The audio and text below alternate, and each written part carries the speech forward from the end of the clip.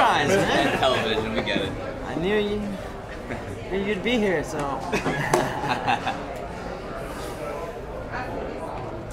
So what's going on? What can I do for you guys? No, I'm kidding. You're going back to Brazil? Going back to Brazil. I know I said I wasn't. But, you know, 5 million tops, you know. No, I'm kidding. No, yeah, no. You know, they gave me 2 options. Either fight in Chile or fight in Brazil. You know, I really like Brazil. Even though I had issues with the commission down there, I just chose that route. Just because I love the culture. I love going to Brazil. I love the food. You know. No Chile? You didn't want to do Chile? Nah, I didn't want to do Chile. Why? Speak Spanish? Yeah, I know. I've been to Chile and it's nice, but I just think Rio's a little bit better. Fair. Was it the same opponent for both? No, it was different. Was that also part of? I'm sorry. Was that also part of your decision making? Yeah. Because I laid out the options when I got offered the fights, and I felt like this option was a quicker route to getting possibly a title shot.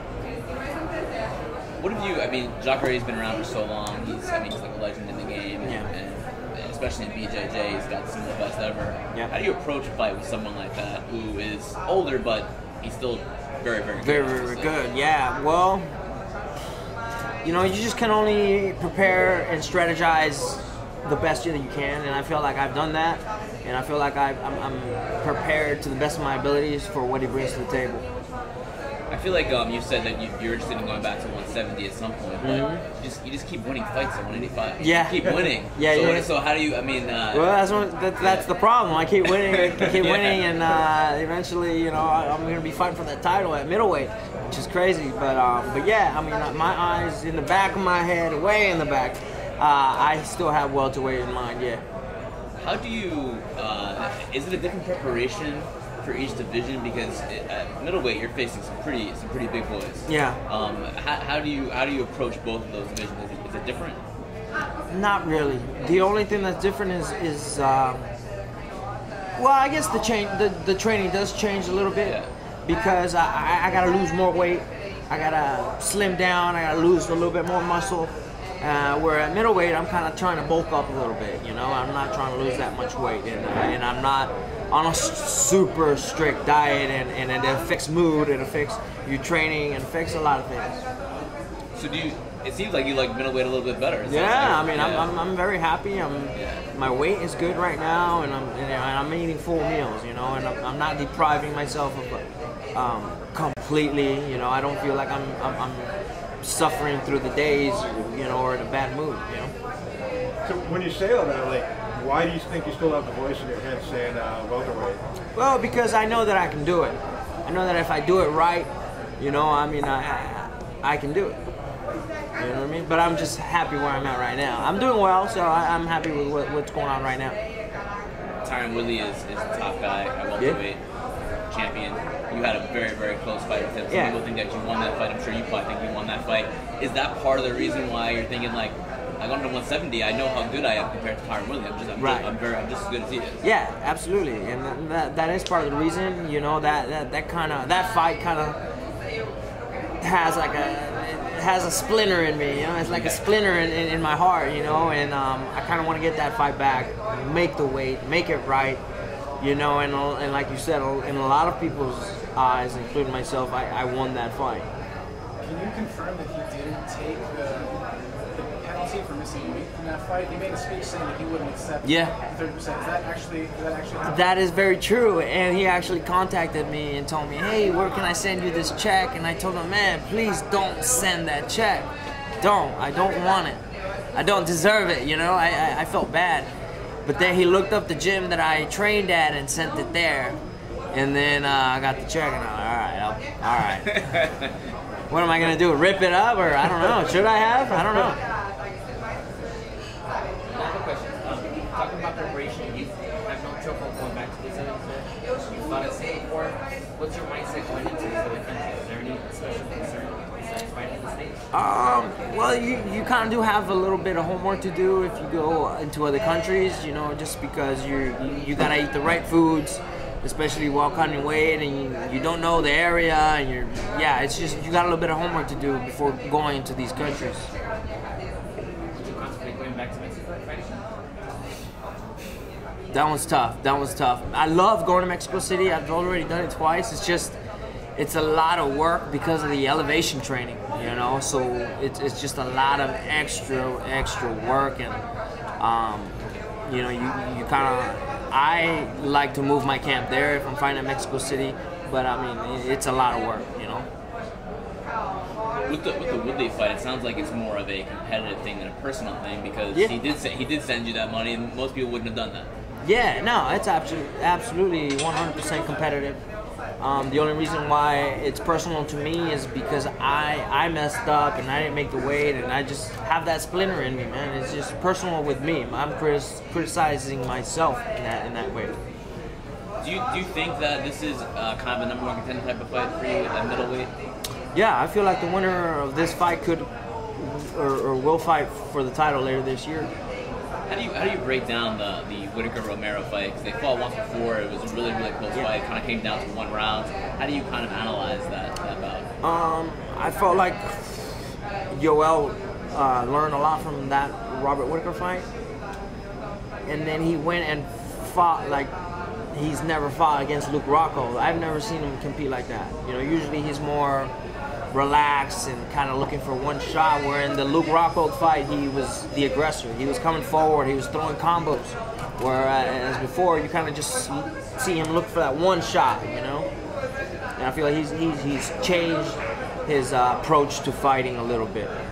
Do you think he's going to beat Whittaker this time? I think if he does the same, he goes up with the same approach that he did in the Luke Rockhold fight, and be the aggressor and be that guy that he was in that fight, then yeah, I think he can win. Do you have any preference about who you'd want to fight? Because, I mean, Noel is a really big guy. Yeah. Whittaker is a former welterweight, kind of like you, so probably around your size. Sure, yeah. I felt like people would like and enjoy me and Robert Whittaker going at it. I think like that'd be a great style matchup. Right. Romero was getting a title shot after missing weight, actually, in Australia. And you're a guy that's missed weight before, for whatever reason. Yeah. Do you think that that's reasonable if he gets that title shot because he missed weight? Well, didn't he get that fight in short notice? He was supposed to fight like 4 weeks out. 4 weeks notice. I mean, and he's never missed weight before, so I kind of gave him that slide. Like, all right, well, you know, it's just this one time he accepted the fight at short notice, came up 1 pound over, and you know, I felt like he could. You know, I let him pass on this one. Yeah. That's how I feel. Right? It's in Australia. It's a long flight out there. Right. Yeah. Short notice, long flight, different place. Like I said, you have a lot of homework to do before going out to these different countries, you know. And I feel like we should let him slide on that one. Just this one time. Are you and Mike Perry Facebook friends now? What's going on here? What's going on? Yeah. So what happened was, I woke up one day. I was checking my Facebook. And he randomly, I got a Mike Perry comment. All right, I'm gonna check it, and it says Jacare is gonna strangle you. I'm like, all right. I didn't reply. I didn't like it. I didn't do anything. What I did was I tried to mess with him just to see what he would do, and sent him a friend request. And I kind of felt like it backfired, because then he blew it up on Twitter, and it kind of made me look like a fool. Or at least I felt like it. And but yeah, I mean, I'm not worried about him. So you're just messing around? I was kind of messing around just to see what happened, but it kind of backfired. I felt like a fool after. There's a lot of trash talking online, not just with the fighters themselves, but with fans who seem to have a lot to say at times. And you're a guy that got into this really young, and you've had your struggles, whether it's with weight, whatever happened in Brazil. What's some of the meanest things people have ever said to you online? And also, as you get older, how do you really mature and hold fast that? You just gotta take the punches, roll with them. I mean, people say, I've learned that people will say anything online. You know what I mean? Anything to get your attention, for you to respond to them, and really those people are the saddest people on earth. And I don't even pay attention to it anymore. Only sometimes, just if I want to have some fun and kind of create some Twitter stuff, beef, but I I mean, I don't really pay attention to it anymore. I mean, I used to read the comments and be like, oh my God, look at what these people are thinking about me and look what they're saying about me. But now it's just like I've realized those people are some of the most saddest people on earth, and I don't even pay attention to it anymore. So how's all the media affecting your training and getting ready for the fight? You guys take up a lot of time from me. No. Yeah, no, well, you have to deal with it. You know, this was I just got told, I think on Sunday, that I was going to be doing the media scrum today, and you know, I'm missing all of training today, but it's okay because I'm already, you know, a lot of the work has already been done. My weight's good. I'm way ahead of schedule, and you know, I think one day out of the week missing training is not too bad. You and Johnny Hendricks have kind of been tied together in a way because the struggles you guys have had of constantly trying to make weight. He's a free agent now. You know, he's not in the UFC. I think he said that the UFC wants him back. They want him back at 170. Mm-hmm. Would you have maybe some like advice for him, or do you kind of relate to the situation a little bit, and like, do you think he could have done something differently, or maybe he should do something differently now? What do you think? I just don't know what the situation is at home. I know I know what I did wrong, and I know how I can fix it. I don't know what he did wrong and how he can fix it, so I wouldn't know. I'm not in his shoes. I don't know what his position is.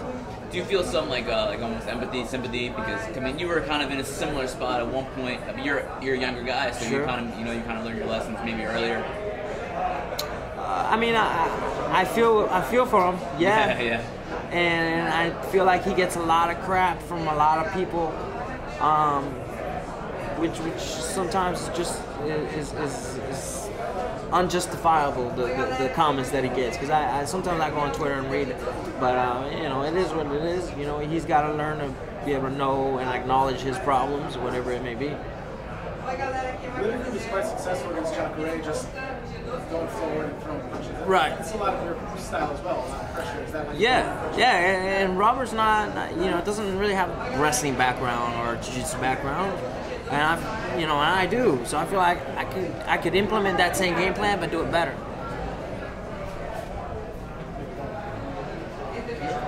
Cool. All right. Thanks, guys. Thank you. Thanks, man. All right. Yeah. Everybody get some shout. Yeah.